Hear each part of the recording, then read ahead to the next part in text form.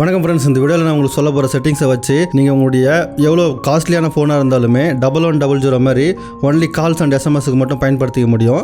அதாவது இன்னும் உங்களுக்கு தெளிவாக சொல்லணும்னா உங்கள் ஃபோனில் உள்ள எந்த ஆப்ஸுமே சரியாக வேலை செய்யாது.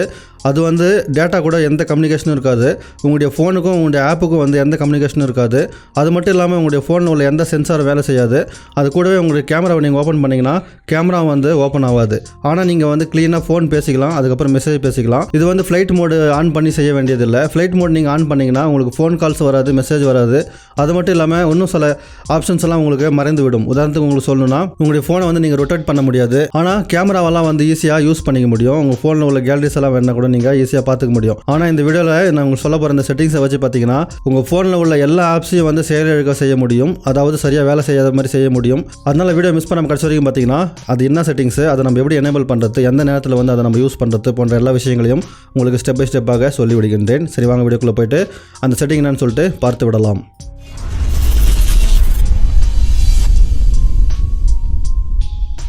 பொதுவாகவே இப்போ உங்கள் ஃபோனில் இருக்கிற ஃப்ளைட் மோடை நீங்கள் ஆன் பண்ணிங்கன்னா உங்கள் ஃபோனில் உள்ள எந்த விஷயமும் வேலை செய்யாது. உதாரணத்துக்கு சொல்லணும்னா உங்களுக்கு ஃபோன் கால்ஸ், எஸ்எம்எஸ், அதுக்கப்புறம் டேட்டா, மொபைல் டேட்டா, இன்டர்நெட் எதுவுமே வேலை செய்யாது. சுவிச் ஆஃப் பண்ணுறதும் ஒன்று, ஃப்ளைட் மோட் போகிறதும் ஒன்று. ஆனால் இப்போ இந்த வீடியோவில் உங்களுக்கு சொல்ல போகிற செட்டிங்ஸை வச்சு பார்த்தீங்கன்னா நீங்கள் ஃபோன் கால் பேசிக்கலாம், மெசேஜ் பேசிக்கலாம். அது மட்டும் இல்லாமல் இந்த நார்மல் ஆக்டிவிட்டிஸை நீங்கள் செஞ்சுக்க முடியும். உதாரணத்துக்கு உங்களுக்கு சொல்லணும்னா டேட்டா கேட்டால் கூட நீங்கள் வேணா கூட ஆன் பண்ணிக்கலாம். உதாரணத்துக்கு உங்களுக்கு காமிக்கிறேன். இப்போ மொபைல் டேட்டா இருக்குது பார்த்தீங்களா, இந்த மொபைல் டேட்டா வேணா கூட நீங்கள் ஆன் பண்ணி இன்டர்நெட் யூஸ் பண்ணிக்க முடியும். ஆனால் உங்கள் ஃபோனில் உள்ள எந்த சென்சாருமே வேலை செய்யாது. உதாரணத்துக்கு சொல்லணும்னா உங்கள் மைக் ஆகட்டும், அதுக்கப்புறம் உங்கள் ஃபோனில் உள்ள கேமராஸ் ஆகட்டும், அதுக்கப்புறம் முக்கியமான சென்சார்ஸ், அதாவது உங்கள் ஆப்ஸில் நீங்கள் கொடுத்து வச்சுருப்பீங்க பார்த்தீங்களா பர்மிஷன். நீங்கள் ஏதாவது ஆப்ஸ் இன்ஸ்டால் பண்ணும்போது அதுக்கு பர்மிஷன் கொடுத்துருப்பீங்க. கேமரா ஆக்சஸ், மைக் ஆக்சஸ், அதுக்கப்புறம் கேலரி ஆக்சஸ், ஸ்டோரேஜ் ஆக்சஸ்ன்னு சொல்லிட்டு நிறைய ஆக்சஸ் கொடுத்துருப்பீங்க.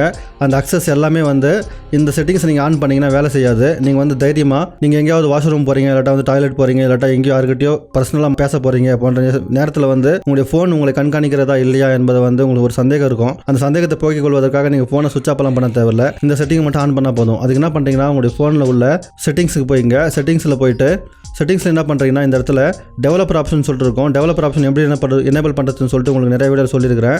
அதுமாதிரி உங்களுடைய ஃபோனில் உள்ள டெவலப்பர் ஆப்ஷனை நீங்கள் எனேபிள் பண்ணிக்கங்க. அதுமாதிரி எனேபிள் பண்ணிவிட்டு இப்போ டெவலப்பர் ஆப்ஷன் ஓப்பன் பண்ணிங்க. டெவலப்பர் ஆப்ஷன் ஓப்பன் பண்ணதுக்கப்புறம் பார்த்தீங்கன்னா கொஞ்சம் ஸ்க்ரோல் பண்ணுங்கள். இங்கே குயிக் செட்டிங் டெவலப்பர் ஆப்ஷன் சொல்லிட்டு இருக்குது பார்த்தீங்கன்னா, டெவலப்பர் டைல்ஸ்னு சொல்லிட்டு பார்த்தீங்களா, இதை எனேபிள் பண்ணுங்கள். இப்போ பார்த்தீங்கன்னா இங்கே சென்சார் ஆஃப்னு சொல்லிட்டு ஒரு ஆப்ஷன் இருக்குது பார்த்தீங்களா, இதை நீங்கள் ஆன் பண்ணிவிட்டு அதுக்கப்புறம் மேலே பார்த்தீங்கன்னா நோட்டிஃபிகேஷன் இருக்குது பார்த்தீங்களா. இந்த நோட்டிஃபிகேஷன் பேனலில் பார்த்தீங்கன்னா இந்த இடத்துல சென்சார் ஆஃப் அப்படின்னு சொல்லிட்டு ஒரு ஆப்ஷன் வருது. இதை நீங்கள் இப்படி ஆஃப் பண்ணிங்கன்னா சென்சார் ஆஃப் ஆகிடும். இதை நீங்கள் இது ஆன் பண்ணிட்டீங்கன்னா உங்கள் சென்சார் ஆன் ஆகும். இது ஆன் பண்ணுறதால என்ன நடக்குன்னு சொல்லிட்டு கேட்டிங்கன்னா உங்கள் ஃபோனில் உள்ள கேமரா, அதுக்கப்புறம் மைக்கு, அதுக்கப்புறம் உங்கள் ஃபோனில் உள்ள முக்கியமான ஆப்ஸ் எல்லாம் இருக்குது பார்த்தீங்களா, வாட்ஸ்அப் ஆகட்டும், ஃபேஸ்புக் ஆகட்டும், இது மாதிரி எந்த ஆப்ஸுமே உங்களுடைய டேட்டாவை கலெக்ட் பண்ண முடியாது. அது மாதிரி எல்லாத்தையும் இது ஆஃப் பண்ணி வைக்குது. அதனால் முடிஞ்சாலும் பார்த்தீங்கன்னா இந்த செட்டிங்ஸை நீங்கள் எந்த நேரத்தில் ஆஃப் பண்ணணும், எந்த நேரத்தில் ஆன் பண்ணணும் என்பதை தெளிவாக தெரிஞ்சுக்குவதன் மூலம் நல்ல நேரத்தில் நீங்கள் பயன்படுத்துவதற்கு இந்த செட்டிங் உங்களுக்கு ரொம்ப யூஸ்ஃபுல்லாக இருக்கும். இந்த வீடியோ உங்களுக்கு பிடிச்சிருக்க நம்பரை பிடிச்சிருந்தா மறக்காம ஃப்ரெண்ட்ஸுக்கு ஷேர் பண்ணிங்க. மீண்டும் அடுத்த வீடியோவில் சந்திப்போம். தமிழ் பொண்ணா நேரத்திற்கு நன்றி.